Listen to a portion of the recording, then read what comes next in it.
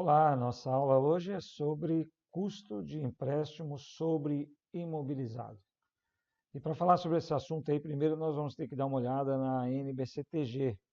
O que diz exatamente a NBCTG? Vamos ter que dar uma passada ali com detalhe para a gente entender porquê do tipo de contabilização, ok? Então vamos lá. A NBCTG é a 20, custo de empréstimos, que está na revisão 2. Então, o custo de empréstimos que são diretamente atribuíveis à aquisição, à construção ou à produção de ativo qualificável formam parte do custo de tal ativo. Outros custos de empréstimos devem ser reconhecidos como despesas. Então, o custo que for atribuível à aquisição, construção ou produção de um ativo qualificável, ele chama de ativo qualificável. A gente vai ver em seguida aqui. Então, qual é o alcance dessa norma? A entidade deve aplicar essa norma na contabilização dos custos de empréstimo. A norma não trata do custo real ou imputado a títulos patrimoniais, custo do capital próprio, incluindo ações preferenciais classificadas no patrimônio líquido. E a entidade não é requerida a aplicar esta norma aos custos de empréstimo diretamente atribuíveis à aquisição, à construção ou à produção de ativo qualificável mensurado pelo valor justo, como, por exemplo, ativos biológicos, dentro do alcance da NBCTG 29, ou estoques que são manufaturados ou produzidos em larga escala e em bases repetitivas. Então, essa norma não se aplica, ou seja, não vamos contabilizar o custo de empréstimo no próprio ativo, quando estivermos falando de um ativo qualificável que seja mensurado pelo seu valor justo, ou de estoques que são manufaturados, produzidos em largas escalas, em bases repetitivas. Os outros demais, aí nós vamos contabilizar o estoque no custo desse ativo qualificável. Essa norma utiliza os seguintes termos com os significados específicos. Então, vamos lá. Custo de empréstimo são juros ou outros custos que a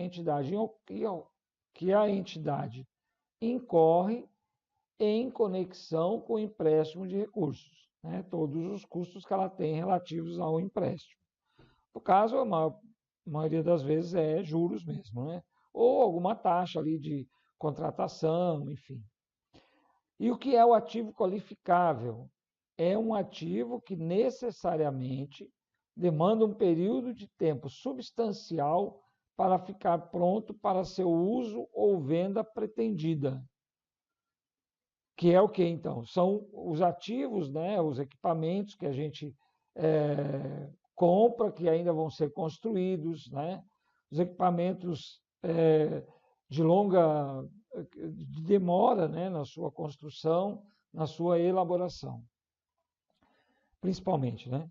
Custo de empréstimos pode incluir encargos financeiros calculados com base no método da taxa efetiva de juros, como descrito na NBCTG 8, custo de transações e prêmios na emissão de títulos e valores mobiliários, e na NBCTG 48, instrumentos financeiros. Também encargos financeiros relativos aos arrendamentos mercantis financeiros reconhecidos de acordo com a NBCTG 06, operação de arrendamento mercantil, e variações cambiais decorrentes de empréstimos em moeda estrangeira, na medida em que elas são consideradas como ajustes para mais ou para menos do custo dos juros. Lá no item 7 diz o seguinte: dependendo das circunstâncias, um ou mais dos seguintes ativos podem ser considerados como ativos qualificáveis: estoques, planta para manufatura, usina de geração de energia, ativo intangível, propriedade para investimento, plantas portadoras. Ativos financeiros e estoques que são manufaturados ou produzidos ao longo de um curto período de tempo não são ativos qualificáveis. Ativos que estão prontos para seu uso ou venda pretendida, quando adquiridos, não são ativos qualificáveis. Então, o ativo qualificável não é aquele que você vai lá na indústria, compra, né, uma máquina, um equipamento, e já retira e já vai utilizar na tua indústria. Não. Esses ativos qualificáveis, cujos custos dos empréstimos serão adicionados ao custo desse ativo, são ativos que têm demora na sua construção, na sua elaboração, ok?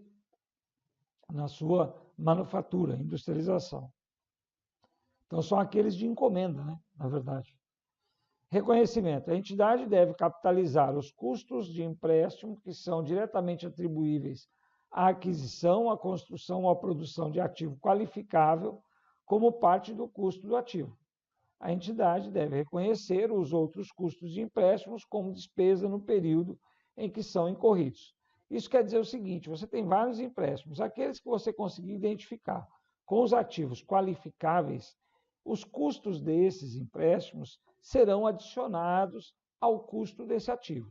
Os demais, que você não identifica diretamente com esses ativos qualificáveis, esses custos desses outros empréstimos serão classificados, contabilizados como despesa normalmente. Okay?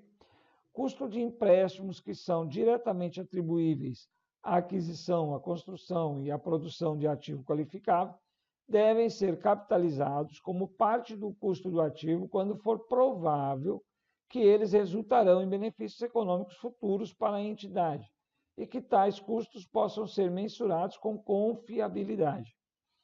Quando a entidade aplicar a NBCTG sobre contabilidade, evidenciação e economia altamente inflacionária ou sistemática de correção monetária integral, então não aprova essa norma. Enquanto não aprova essa norma. Deve reconhecer como parte dos custos dos empréstimos atribuíveis aos ativos qualificáveis apenas a parcela excedente à inflação. Mas isso é numa outra situação de sistemática de correção monetária integral, que não é o caso no nosso país nesse momento. Beleza. Então, os custos desses empréstimos devem ser adicionados aos ativos qualificáveis. Início da capitalização. A entidade deve iniciar a capitalização dos custos dos empréstimos como parte do custo do ativo qualificável na data de início. A data de início para a capitalização é a primeira data em que a entidade satisfaz as seguintes condições. Então, incorrem gastos com o ativo, incorrem custos com os empréstimos e inicia as atividades que são necessárias ao preparo do ativo para seu uso ou venda pretendida.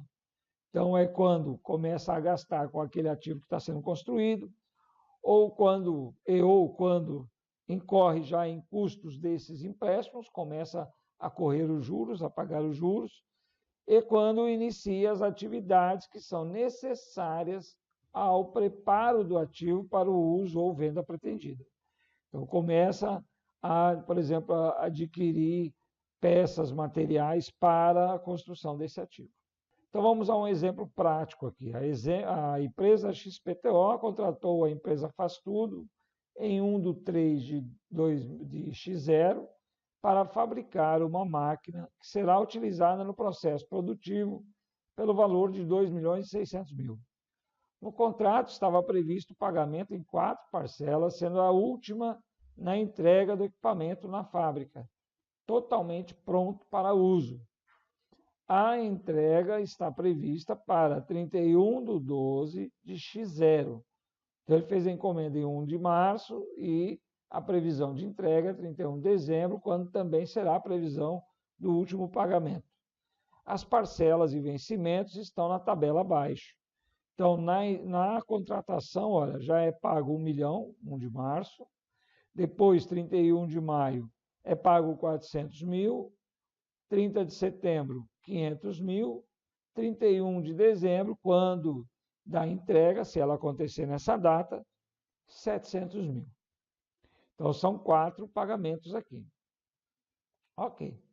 A empresa XPTO conseguiu a captação de empréstimos de terceiros conforme tabela a seguir. Então, ela conseguiu empréstimos no valor desse imobilizado. sendo um em 28 de fevereiro, no valor de 1.100.000, com juros de 215.152, tendo 36 parcelas a pagar no valor de 36.532, com o primeiro vencimento para 31 de março. Né? Bom, depois conseguiu um segundo empréstimo em 31 de maio, no valor de 1.500.000, com juros de 314.976, para o pagamento em 36 parcelas também, no valor de 50.416 cada uma, com o primeiro vencimento para 30/6/2000. Então, o total de empréstimo é 2.600.000, aqui o total de juros, que eu acabei não colocando aqui. Os dois empréstimos serão pagos em 36 parcelas fixas. Então, vamos ver como é que a gente vai fazer essa contabilização aí do imobilizado e do custo desse empréstimo, né, no valor desses juros aqui. Então, a primeira coisa a fazer é contabilizar aí a contratação do primeiro empréstimo, que aconteceu dia 28 de fevereiro, ou seja, um dia antes de fazermos o pedido desse equipamento. Então, eu vou debitar aí o bancos conta movimento, 1.100.000, né? Que esse aqui é o valor do empréstimo. Vou debitar também os juros a apropriar, total ali, né, que eu separei aqui o que é curto prazo e o que é longo prazo, tanto dos juros a apropriar quanto dos empréstimos a pagar. Ok? Porque são 36 parcelas. E aqui, considerando que a gente começou aqui, vai começar a pagar em março, então são 10 parcelas em X0 mais 12 parcelas em X1. Então, aqui no caso, tem 21 parcelas no curto prazo e 15 parcelas no longo prazo. Alguém pode perguntar, mas o curto prazo não são 12 parcelas? Sim, mas não é essa a definição. Curto prazo é tudo que vence até o final do exercício seguinte. Então, se eu estou falando do fechamento do balanço, sim, vai dar 12 meses. Por quê? Porque o período tem 12 meses. Então, tudo que vence até o final do exercício seguinte vai ter 12 meses para frente, porque eu estou fechando o balanço. Só que não é o caso aqui. Eu estou contratando o empréstimo. 28 de fevereiro não é data de fechamento desse balanço aqui, que vai fechar lá em 31 de dezembro. Então, o que eu tenho? Eu tenho as parcelas desse período, X0, mais tudo que vence até o final do exercício seguinte, que é X1. Então, eu tenho 12 parcelas do exercício seguinte, mais 10 parcelas desse exercício agora. Então, eu vou pegar o total dos juros, dividir por 36 e multiplicar por 21 para achar o curto prazo, as parcelas que vão no passivo circulante. Ok? Então, eu tenho lá débito de juros a apropriar 131.482, juros a apropriar de longo prazo 83.670. Legal. Também o empréstimo a pagar vai ser dividido em curto e longo prazo da mesma maneira. 21 parcelas no curto e 15 parcelas no longo prazo.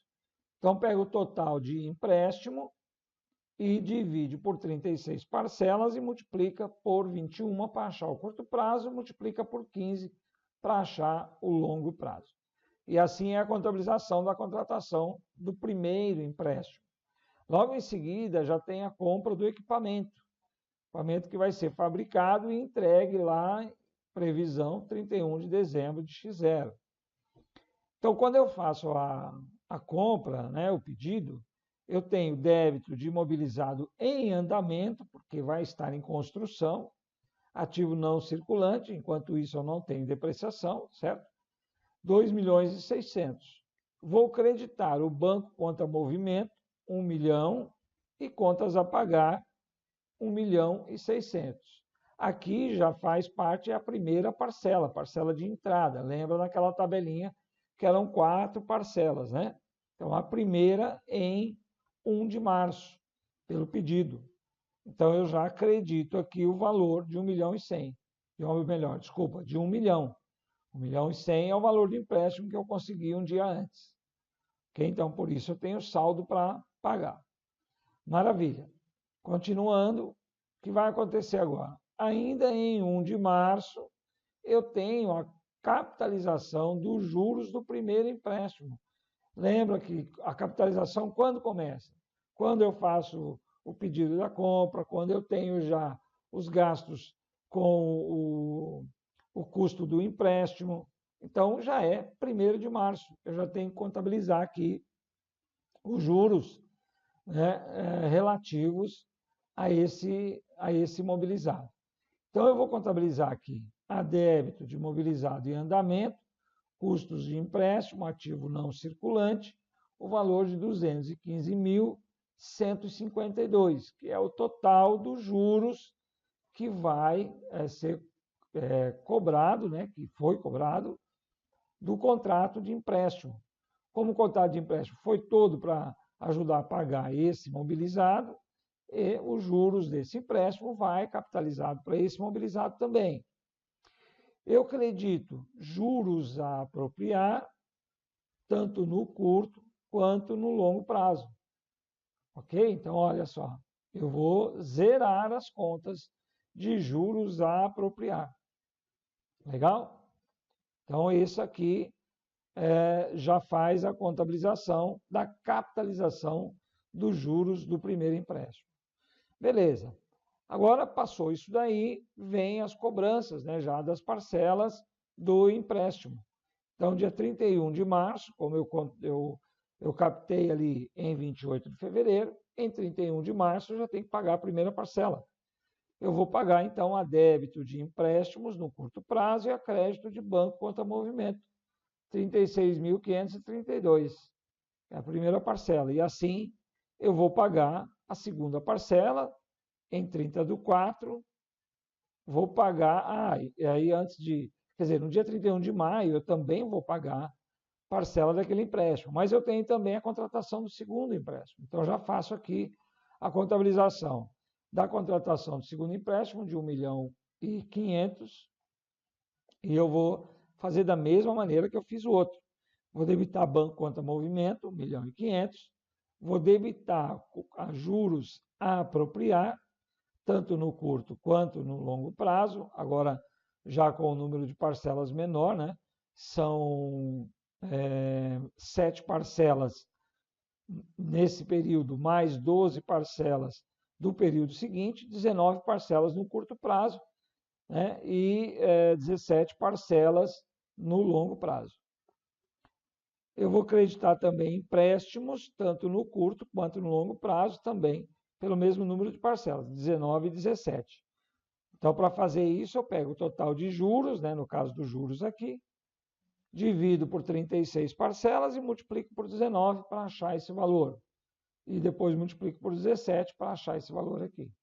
O valor total do empréstimo também é a mesma coisa. Divido por 36, multiplico por 19 e vai dar os valores aqui. Beleza? Tá. Então, feito isso, o que eu tenho que fazer agora? A capitalização desses juros. Então, esses juros, eles vão todos para o ativo imobilizado. Por que isso? Porque esse empréstimo foi captado exclusivamente para pagar esse imobilizado que está sendo contratado, está sendo comprado. Ok? Então, por isso, eu tenho que pegar o valor total desses juros do segundo empréstimo e debitar imobilizado em andamento. E vou creditar essas contas de juros a apropriar aqui. Ó.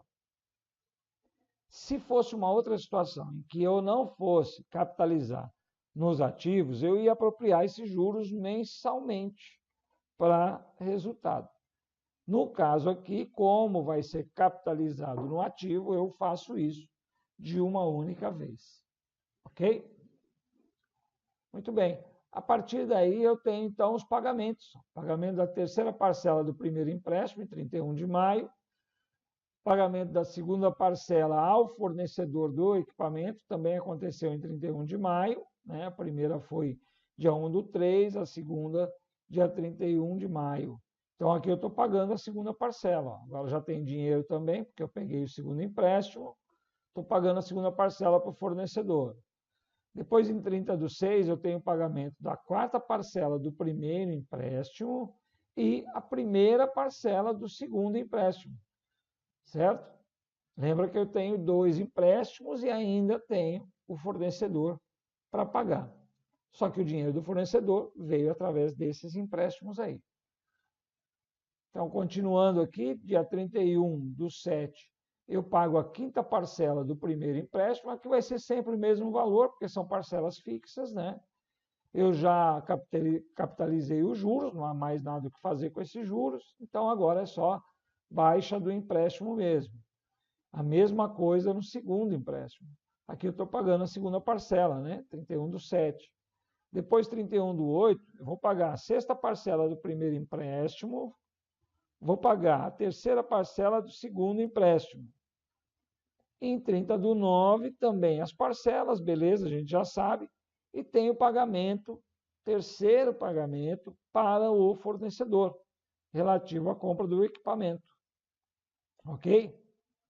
Bom, agora ficou faltando só o encerramento do fornecedor lá. Então, até lá nós temos pagamento dos 2 empréstimos em outubro, pagamento dos 2 empréstimos em novembro, e lá em dezembro, considerando que o fornecedor entregou o equipamento no prazo combinado, nós vamos fazer o pagamento da última parcela do fornecedor, que é essa daqui. Essa daqui são dos empréstimos ainda. E aqui, então, a última parcela do fornecedor. Assim, zero o fornecedor, os juros já foram todos capitalizados para o imobilizado e o pagamento das parcelas de empréstimo estão sendo pagos mensalmente, conforme havia sido combinado, 36 parcelas para ambos os empréstimos. Ok? Então, aqui a entrega do equipamento, aqui foi o pagamento, né? Vou voltar. Aqui foi o pagamento da quarta parcela para o fornecedor, paguei para ele e ele está entregando o equipamento para mim. Eu vou debitar equipamentos, o valor de 3.130.128, que é os 2.600.000 mais os juros que havia sido capitalizado, 530.128. Lembrando, eu acho que eu não falei, quando você capitaliza esses juros lá no ativo, você ainda está com o imobilizado em andamento, então você vai criar uma conta de imobilizado em andamento, custo de empréstimos, vai junto com a conta imobilizado em andamento. Então, recapitulando, quando você comprou, né, o equipamento, você debitou lá imobilizado em andamento, porque ele está em construção ainda, né? Então, você debitou lá quando você pagou 1 milhão, depois as outras parcelas. Mas quando foi capitalizado os juros, você não usa a mesma conta. Você cria uma outra conta logo abaixo, chamada imobilizado em andamento, custos de empréstimos. Simplesmente para a gente saber o que é valor de custo de ônus financeiro e qual é o valor do equipamento mesmo. Mas no final aqui, tudo vai se juntar para a conta equipamentos. Então, eu vou acreditar aquelas duas lá, juros mais o valor do imobilizado mesmo, a soma dos dois vai ser o valor do equipamento. Tá legal? É assim que se faz, então. Qualquer coisa, qualquer dúvida, manda e-mail para mim. Né? Tem aqui, eu coloquei até o razonete, havia esquecido. Coloquei aqui também o razonete das contas, né? O banco aqui vai dar saldo credor, porque eu não havia iniciado com saldo nenhum. Mas tem aqui a conta de empréstimo, ó, todos os pagamentos que estão sendo feitos, do primeiro e do segundo, né? Apresentando esse saldo. Aí as contas de empréstimo aqui.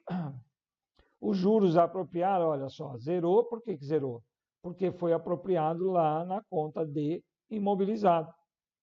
Né? Primeiro passou por imobilizado em andamento, depois zerou e foi para a conta de equipamentos, junto com esse valor de imobilizado em andamento aqui. Ó. Ok? Então aqui tem para ficar fácil, né, o entendimento de como é que ficaram as contas. Muito bem. Então é isso. Tendo alguma dúvida, coloca aqui embaixo nos comentários ou manda um e-mail para mim, né, que eu respondo para você tranquilamente. Manda algum exemplo, se você estiver fazendo uma outra situação que está um pouco diferente dessa, manda para a gente conversar, para a gente avaliar, e aí eu apresento para vocês alternativas. Legal? Forte abraço e até o próximo assunto.